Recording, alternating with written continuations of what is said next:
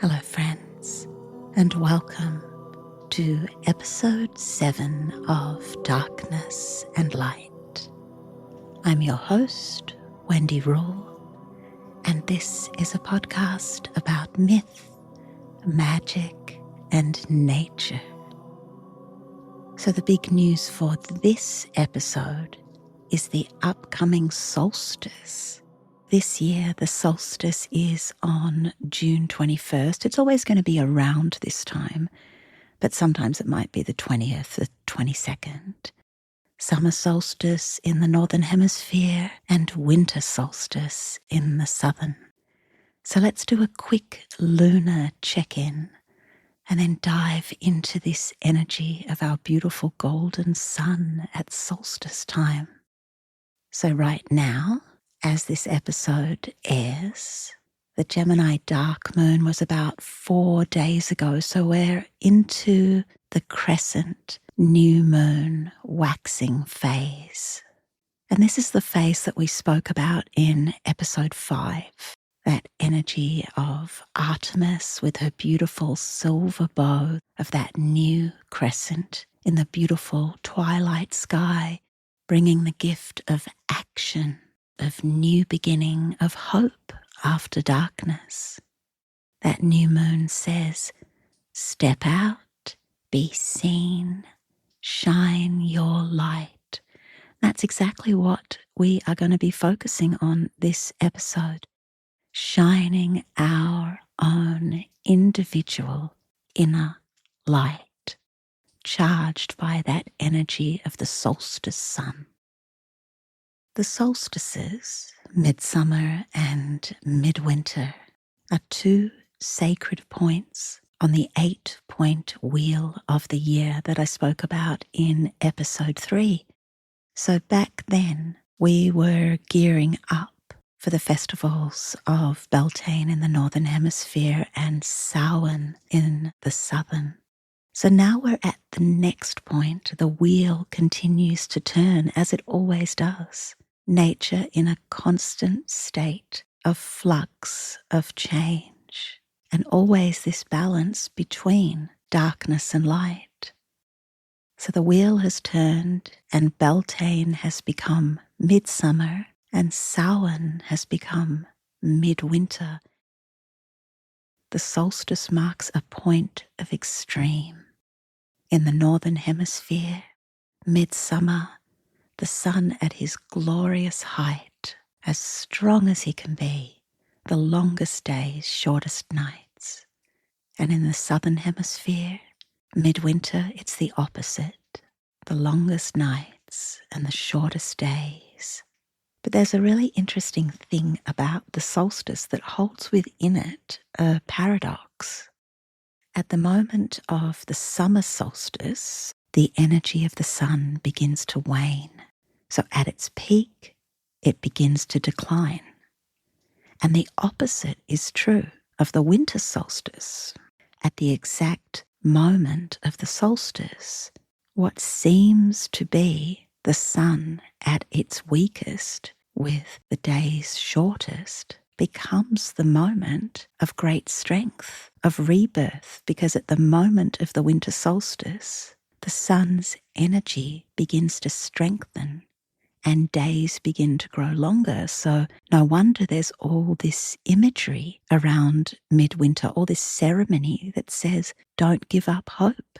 It might seem like you are in the depths of darkness now, but in fact, this is the point of rebirth.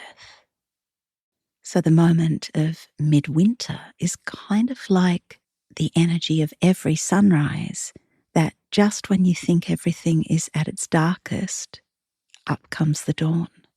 So always this beautiful cosmic dance of darkness and light, that midsummer, peak light, holds within it a seed of darkness, and midwinter, the depths of the dark, holds within it the seed of light. And that reminds me of a tradition or a myth in modern paganism of the Holly King and the Oak King. The oak king is the king of the summer, and the holly king, the king of the winter. And at every solstice, they battle for who will ultimately win. So at summer solstice, they battle, and one would think that it would be the oak king that wins that battle. But it's actually the holly king, because at the summer solstice, the year begins to wane toward winter. And then the opposite is true at winter solstice. They battle it out again, and it is the oak king who wins at the winter solstice, the king of the increasing light, and the holly king is the king of the decreasing light. I like to imagine, because I'm connected strongly to both hemispheres, being Australian, living in America, I like to imagine that at every midsummer, well, every midsummer in the Northern Hemisphere, the Northern Hemisphere passes like a relay baton, like the Olympic torch, passes that down to the Southern Hemisphere and says, okay, your turn now for longer days. Then the opposite happens 6 months later, and the Southern Hemisphere passes back that torch and goes, your turn again once more, dear Northern Hemisphere. And there's always this lovely exchange. So right at that peak, when we seem most different, we can find the connecting thread that weaves the energy of our beautiful planet together.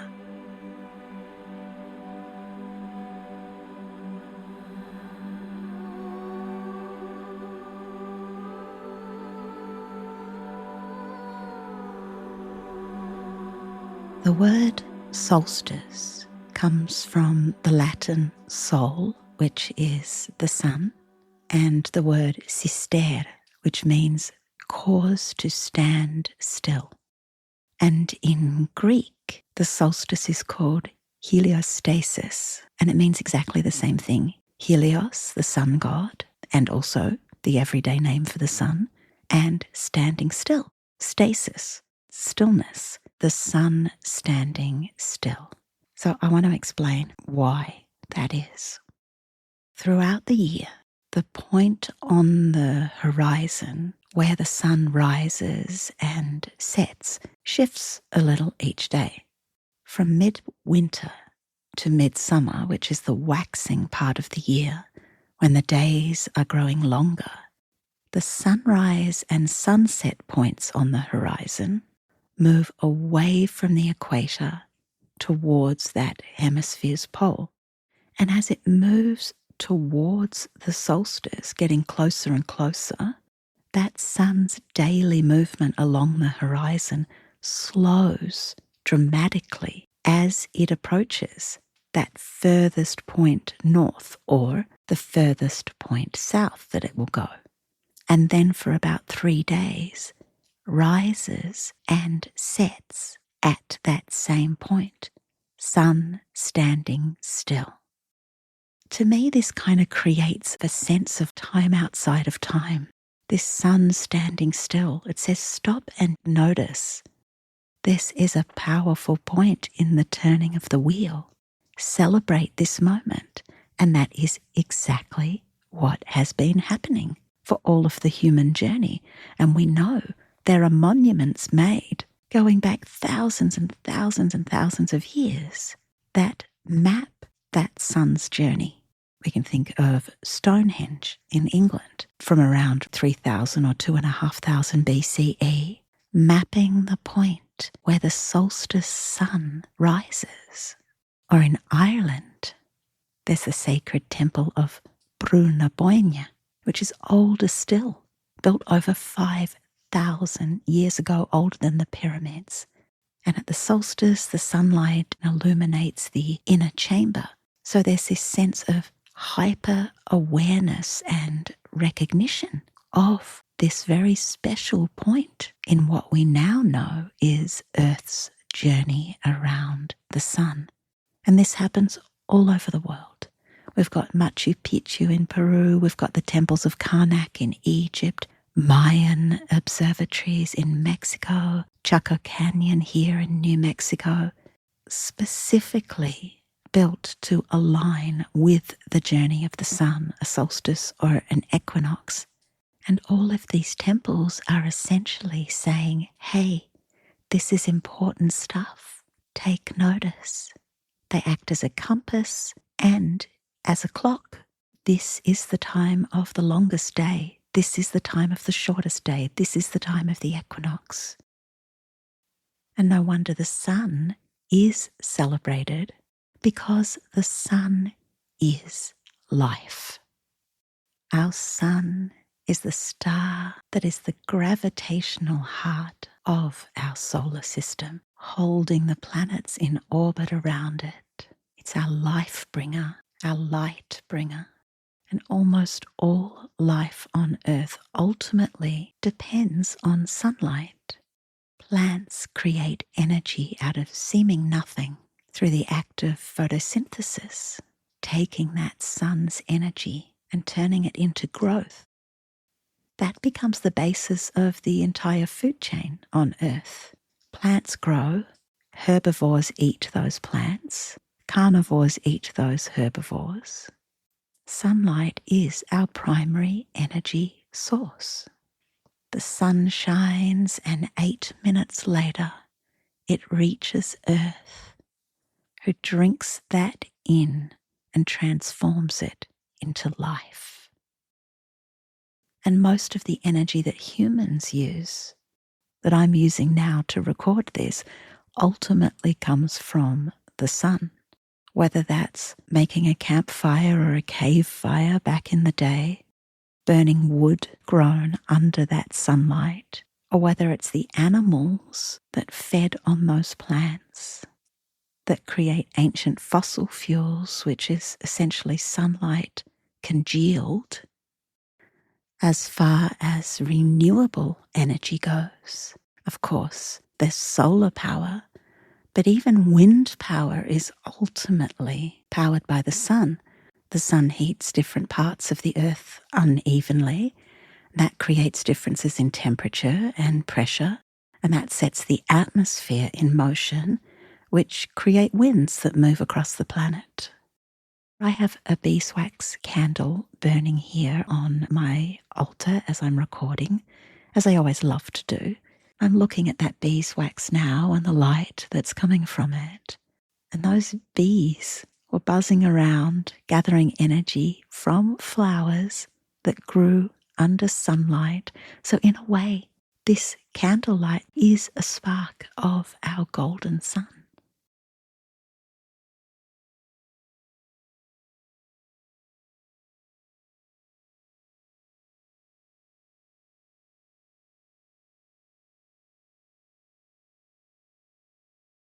To the ancient Greeks, the sun was Helios, the Titan solar deity, predating the Olympic gods. And Helios isn't the god that rules the sun. Helios is the sun. And every day he rises up out of the east, driving a golden solar chariot, which is shining, sometimes even flaming, drawn by 4 horses whose names in English mean fiery, dawn, blazing, and burning.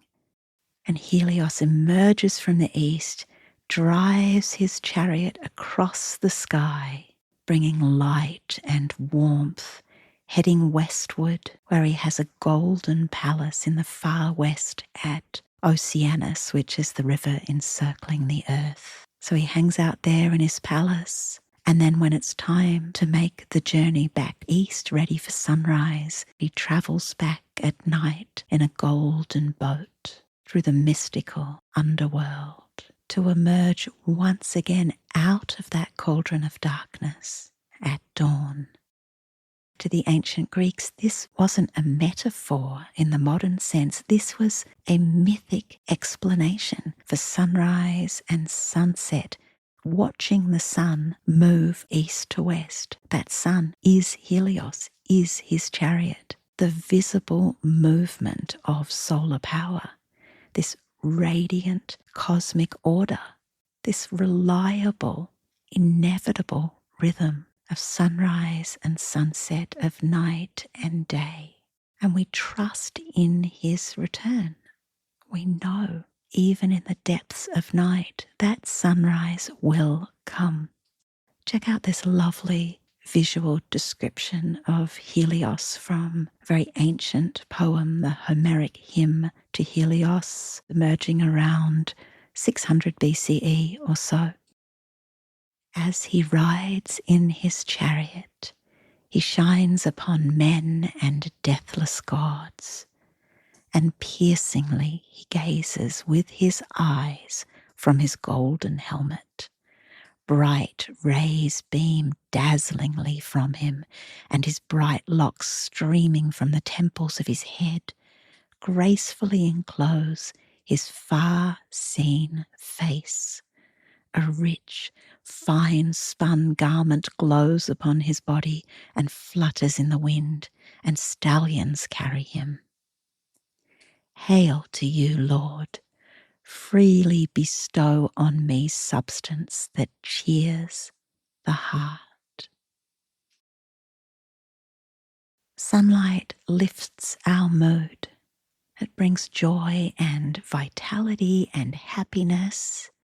In the tarot, the Sun card is just so joyous. In the Smith Rider-Waite deck that I use, the image is of a young child naked on the back of a white horse, glowing with joy and surrounded by sunflowers. And sunflowers are from the family Helianthus, rooted in two Greek words, Helios, meaning the sun, and anthos means flower. And sunflowers, that whole family of plants, will turn their faces toward the sun. We have gorgeous sunflowers here in New Mexico, wild sunflowers, and it's always such a joy at the height of summer, tall bushes with dozens upon dozens upon dozens of these gorgeous shining solar discs. And it is just so uplifting hiking across the prairie, and they're all lit up golden under the sun. And here in our yard too, last year we had the most epic display of wild sunflowers, just so joyous. And that's what the sun brings, this sense of uplifting joy.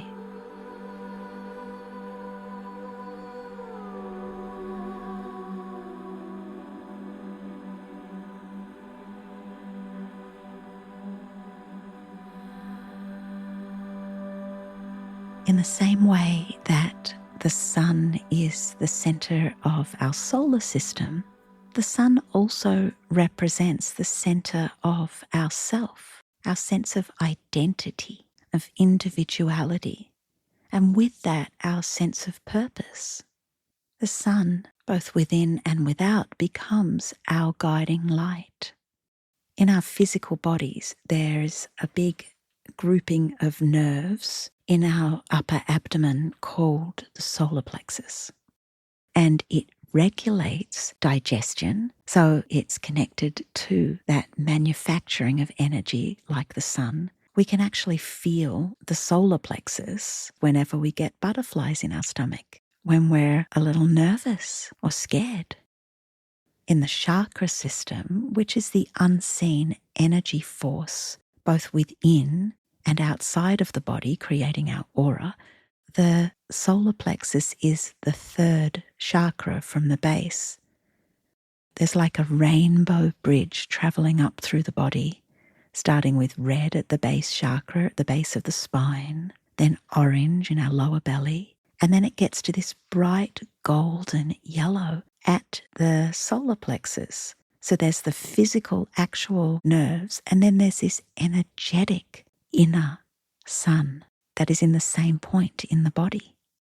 The solar plexus chakra governs the energy of personal identity, our sense of self. It's associated with confidence, self-worth, personal power, and the force of our will, how we act in the world. In astrology, the sun represents our central life force, the radiant core of our identity, around which the rest of the chart revolves. symbolizing not just who we are, but who we're becoming. So the sun was in the section of sky that we call Scorpio when I was born. So I'm not just a Scorpio, I'm Scorpioing. It's an action. Maybe when you were born, the sun was in Gemini. You're not just a Gemini, you're Geminiing, or you're Taurusing, or Virgoing, or Leoing. You're in the process of celebrating and actualizing the energy of the sign that the sun was in when you were born. The glyph for the sun in astrology, the glyph is the symbol, is simply a circle with a dot in the middle. So that holds the image of center, and that's what our sense of self, of identity, does for us. It holds that sense of center, but also suggests radiating out to the circumference of that circle. It's the energy of vitality and creativity and confidence and leadership and authenticity. It is our stable center. The sun is always shining, ever reliable, and a strong sense of self becomes our guiding light. The sun, as our sense of self, governs our ego. And ego is an interesting word. In Greek, ego just means I, ego, egoime, I am. It's not loaded, it simply is I. A strong and healthy relationship with the actual physical sun and the sun in a more symbolic way can help us to develop a healthy ego. We often think of the term ego as always being about inflated ego, self-centeredness. But when our ego is in balance, it brings a strong natural confidence, a steadiness of identity, a generosity of spirit, and a warmth and charisma. It brings courage to stand in our own shoes and say, this is who I am. It's not about power over anybody else. When ego is operating really well, it holds space for everyone else's shining sun. A healthy sense of I holds space for everybody else's sense of I.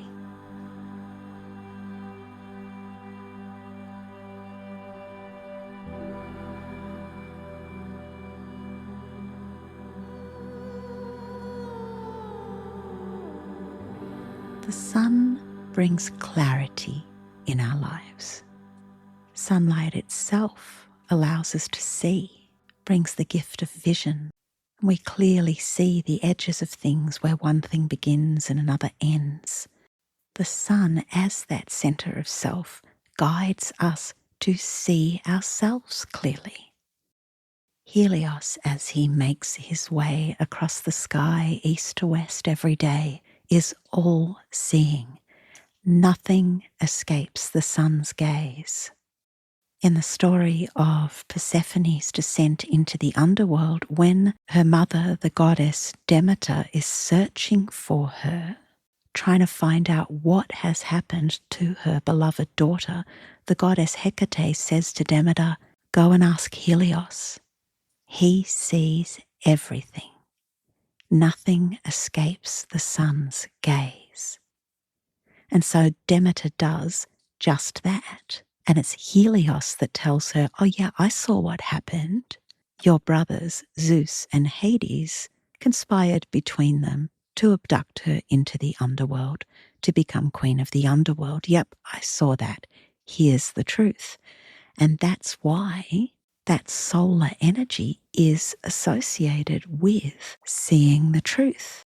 And with that, witnessing, revealing, and by extension, oath-making, to swear on this truth, this energy of clarity that the sun brings. We see that turn up in sayings like seeing the truth, to shed light on something, a light bulb moment, enlightenment.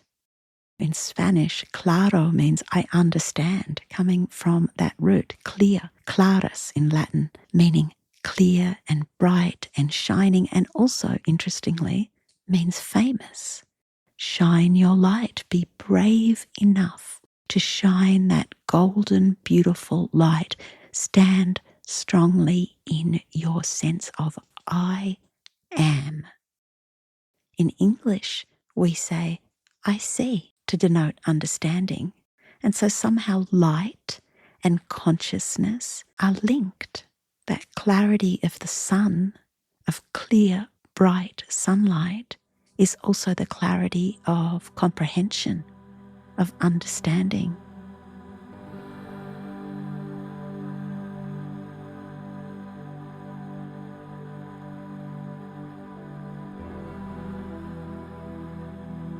Sometimes that sun is too blazingly bright, and it can become dangerous, both in a physical and a psychological sense. Right now, on planet Earth, we are dealing with global heating, brought about by burning all those fossil fuels of congealed sunlight from millions of years ago. And this too much heat is causing extreme weather events, of forest fires, of drought, of desert, because everything's out of balance. And psychologically, too much sun can create toxic positivity, a denial of anything dark, that it's all good vibes only. And really that's that same imbalance that we see as a forest fire. Toxic positivity says no room for sadness here.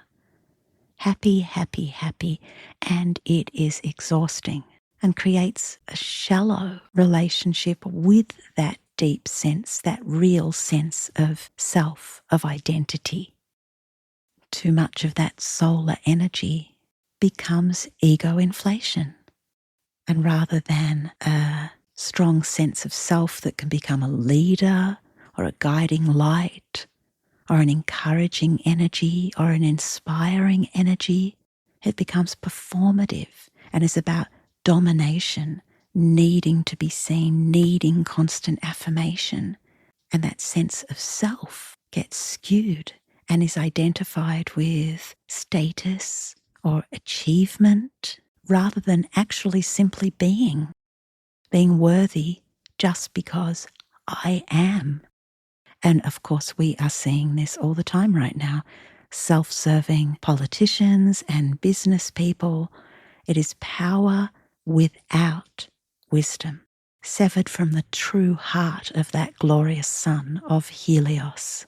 And it ultimately comes from not having a strong sense of self and center, seeing the self as solitary rather than part of something bigger. You know, you look up at the sky at night and there's a gazillion shining stars, but things start getting skewed when there's this fixation on an individual being, the bright shining light, the only one. Ego run wild. We're seeing this in current leadership across the world, obviously in America, severed from wisdom. I also see a link between the destruction or the attempted destruction of our planet and this ego run wild that says my needs, my immediate needs for business success, for fame, are more important than the bigger story of planetary health. I just actually read a really interesting book last week by one of my favourite authors, who is George Saunders, a contemporary American author, and I just really love his work. It's brilliant and funny and very fresh. Anyway, his latest novel is called Vigil, and interestingly, I was reading this as I was researching this episode and putting these notes together, and the central character in the novel is a super successful businessman involved in oil. And it's revealed as the novel unfolds that this character played a major role in global heating. And he did this because of denial because he was focusing on his own business interests and this unassailable ego that nothing is going to stop that or hold it back or bring in a sense of questioning, wow, maybe I did something wrong. No, with this massively inflated ego, there's no room for I might have done something wrong. I might be able to learn from this or apologize. So he's on his deathbed and he's surrounded by ghosts that are trying to get him to confess the role that he played in impacting the environmental health of the planet. So essentially to confess. But this dying man just keeps bolstering up and scaffolding that ego with self-aggrandizement. Sound familiar at all? I think that's what we're seeing right now. This inflated sense of self-importance. There's a wonderful myth, an ancient Greek myth, that's really a cautionary tale about this sun run wild. And it is the myth of Phaethon, the son of Helios. And he becomes desperate to prove himself and his divine parentage, which indicates he's full of self-doubt. He doesn't have that strong solar center. So first of all, he goes off on a quest and he visits Helios's palace at the edge of the world at Oceanus. And Helios grants him a wish, and Phaethon chooses to drive his dad's golden chariot across the sky for a day. But Phaethon doesn't have the wisdom and the experience to control the enormous strength of the sun. So the chariot gets out of control and it ends in catastrophe. He's flying all over the place. He flies too close to the earth. He burns it up. He creates deserts. He can't control the forces bigger than himself. To me, that is like ambition run wild, of fierce overachieving. So when we don't feel secure in who we are, we might try to overcompensate, to shine too brightly, and to be obsessed with proving ourselves through achievement, through visibility and control, through building a freaking ballroom, trying to find our identity through others' approval.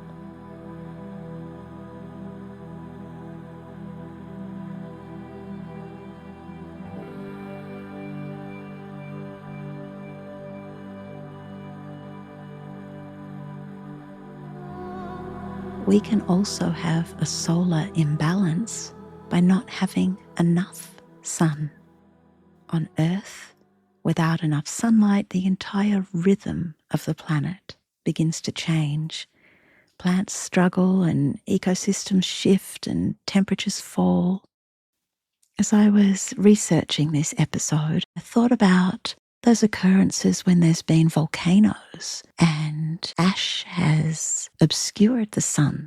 So I began researching that and I learned about the eruption of Mount Tambora in Indonesia in 1815, which was the largest recorded volcanic eruption in human history, recorded history. And it sent volcanic ash and gases high up into the atmosphere, partially obscuring the sun. And this caused in 1816 what was known as the year without a summer. And there were crop failures with the crops not getting enough sunlight, and that led to famine, and that led to social disruption across Europe and North America. In June of 1816, so close to the summer solstice in the Northern Hemisphere, a group of writers who included Mary Shelley, Percy Bysshe Shelley, and Lord Byron, they went for their annual holiday and they were staying in a villa in Switzerland. But this year without a summer meant that there was this incessant rainfall, which essentially wrecked their holiday plans. So instead, they all stayed inside in this villa in the rain and darkness, and they got high on wine and laudanum, which is an opiate, and they were reading these German ghost stories. And Lord Byron made the suggestion that they should have a little competition of who can write the scariest story. Well, it was during that time, that year without a summer, in that villa, that Mary Shelley wrote Frankenstein. So here's this darkness all around in what is meant to be bright summer, everything out of whack.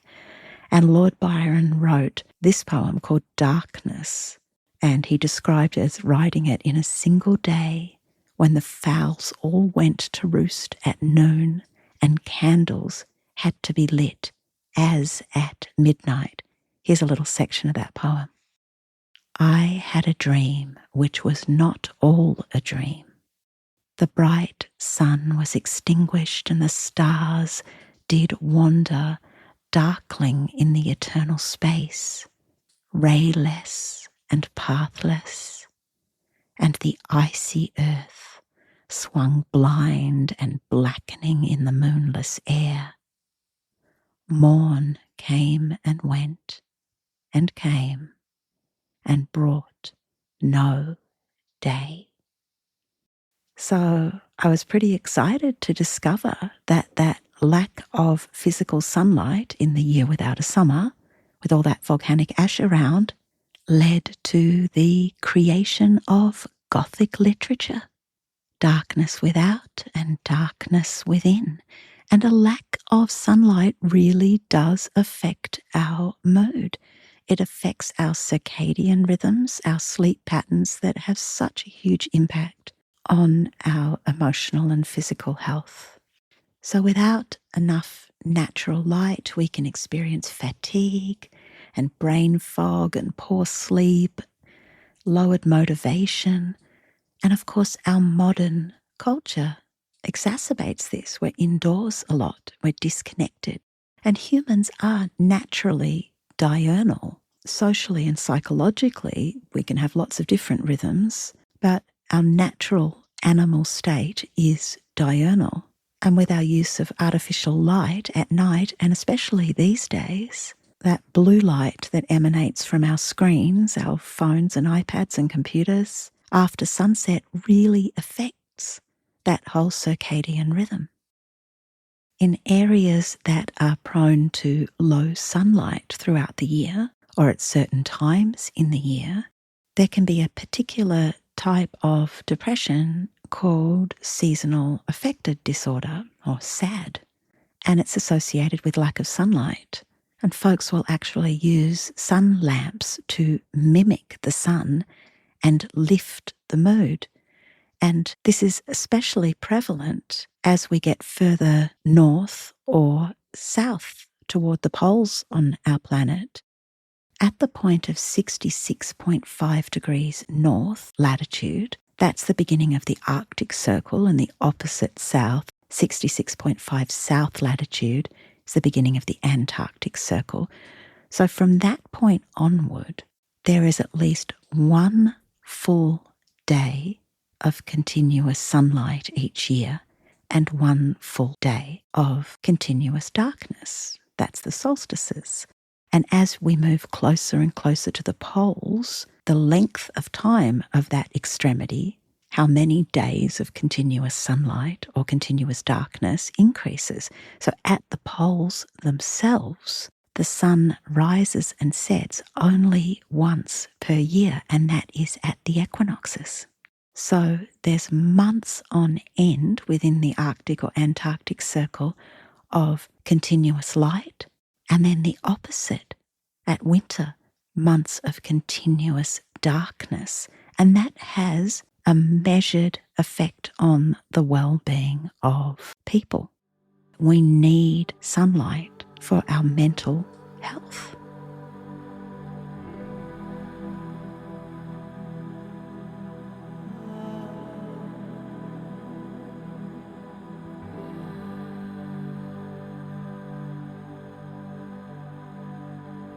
Throughout my life, I have had periods of suffering extensively from depression, especially throughout my 20s, 30s, 40s.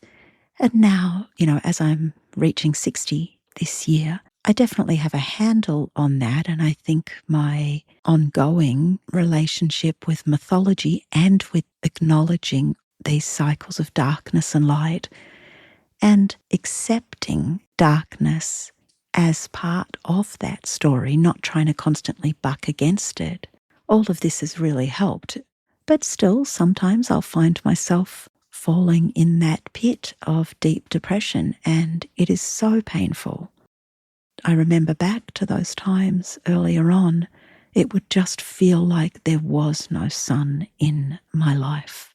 And I would feel just so lost. My sense of self just gone.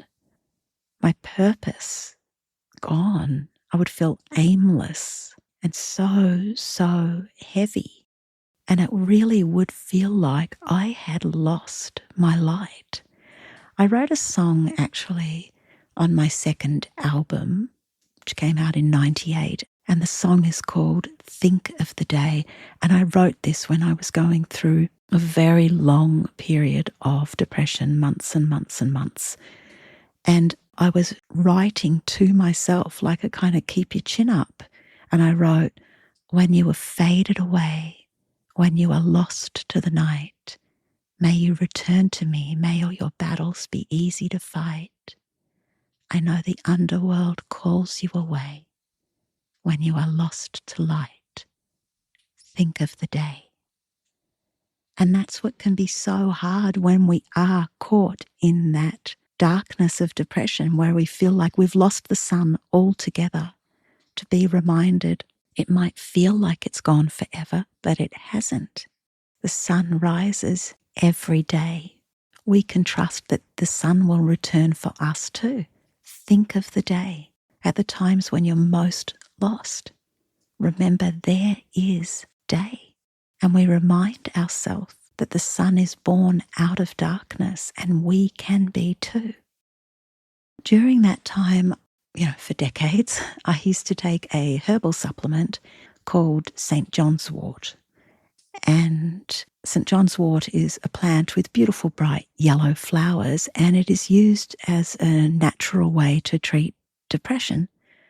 The idea is you're kind of internalizing sunlight. It represents the energy of sunlight, and taken continuously after a couple of months, it really does feel like the darkness mightn't be quite so dark, and maybe there are some rays of sunlight breaking through. I found it really helpful personally. And I also find it interesting. It's called St. John's wort because it blooms in the Northern Hemisphere around St. John's Day in the Christian calendar, June 24th, just a few days away from Midsummer. And what does it do? It helps us to internalize and embrace sunlight, to lift our mood, to think of the day.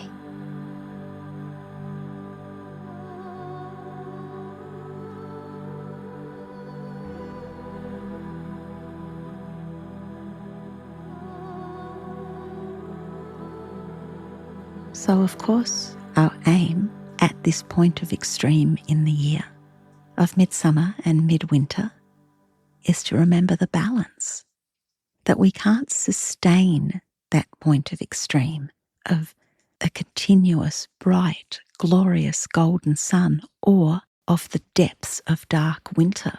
Nature naturally at the point of the solstices begins to bring that energy back into balance, moves toward the equinoxes. That's what we need to do too. Yes, the sun, but not too much or for too long. Yes, the darkness, but not too much or for too long. And how can we create this balance?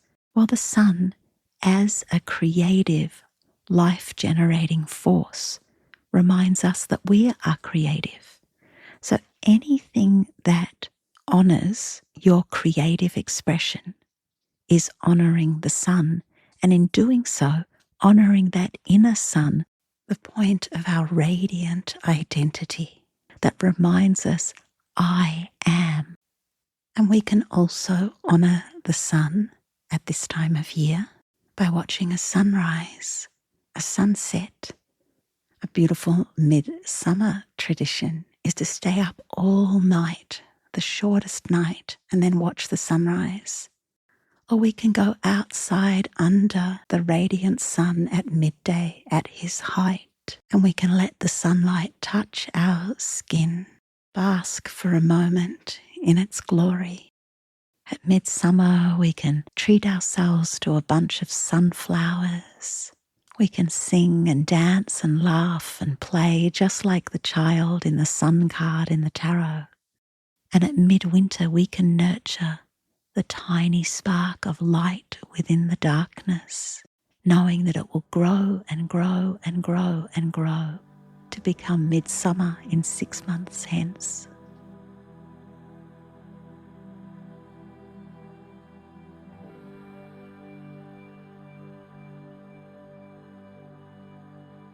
Before we do our tarot reading for this episode, why don't we take a moment to center ourselves and let's connect with that energy of the sun.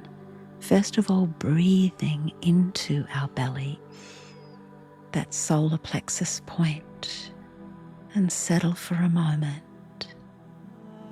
Breathing into that energy, connecting with earth below and with our golden sun above. And whether it's day or night, winter or summer when you're listening to this, know that that sun is there and we are circling around it. It's holding us in place, our center. And imagine sunlight pouring down upon you now, golden and warm like honey, pouring down onto you, and feel it connect with your own inner sun. And as it does so, feel your inner sun glow brighter and brighter and brighter, and know that you are exactly who you are and who you are meant to be. A spark of this sunlight, a shining star. And allow that golden sunlight to fill every part of your body, radiating out from this shining solar core right down to your fingertips glowing gold, your toes radiating golden light. And then begin to draw these sunbeams in from fingertips and toes, concentrating that energy back into your solar plexus, celebrating your own divine, bright light. And in doing so, encouraging others to shine theirs. All right, let's shuffle these cards. See what the universe would like to remind us right now.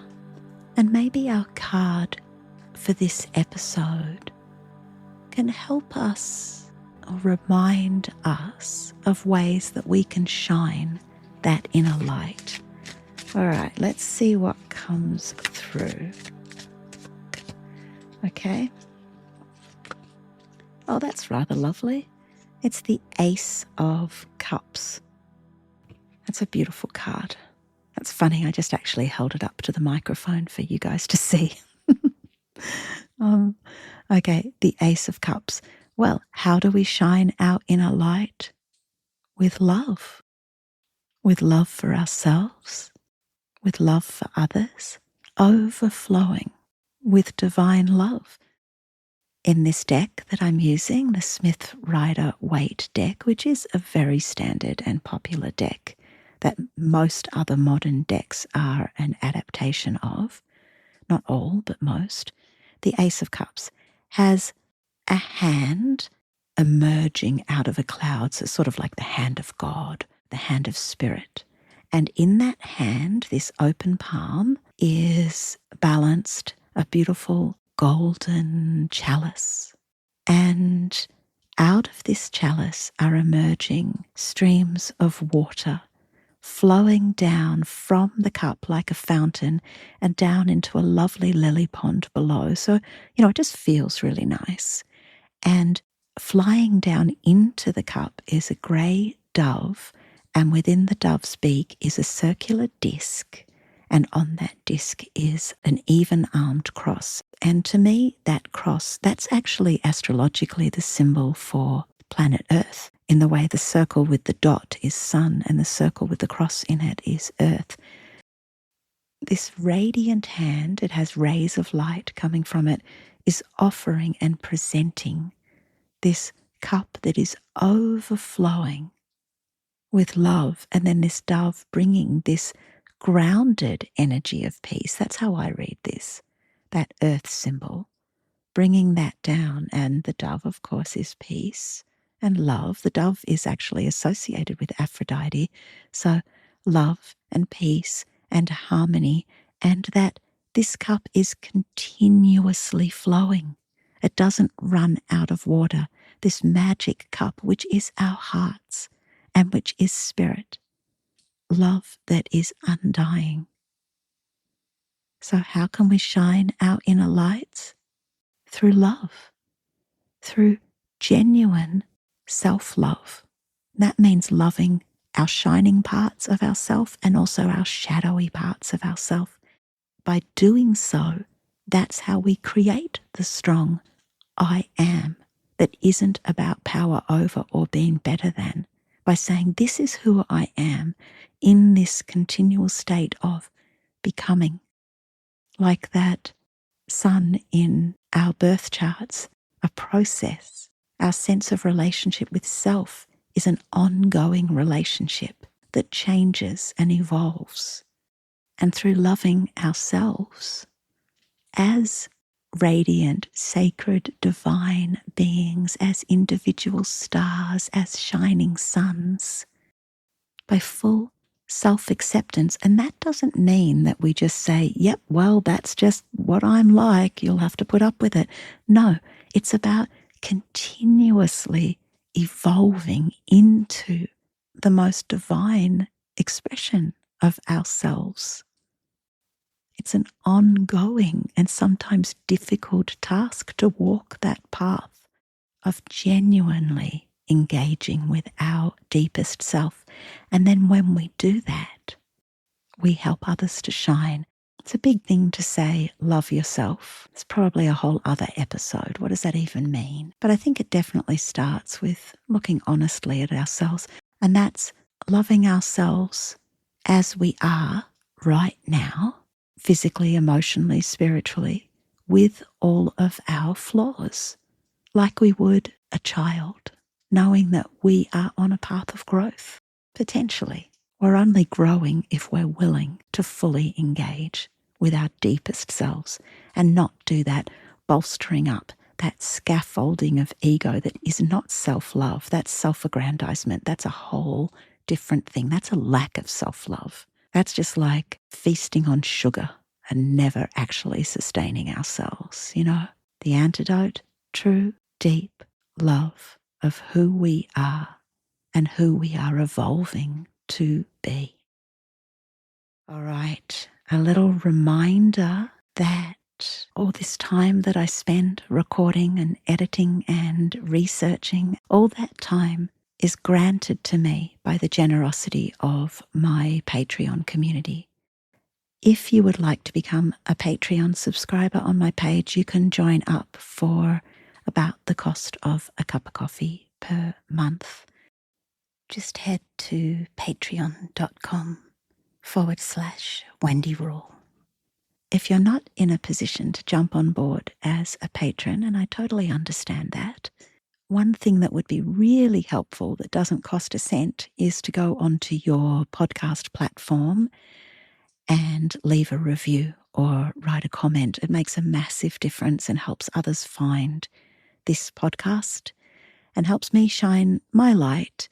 And I know Spotify and Apple both accept reviews, and some of the other podcast apps do too, Or I love reading comments on YouTube if you're watching or listening to this on YouTube.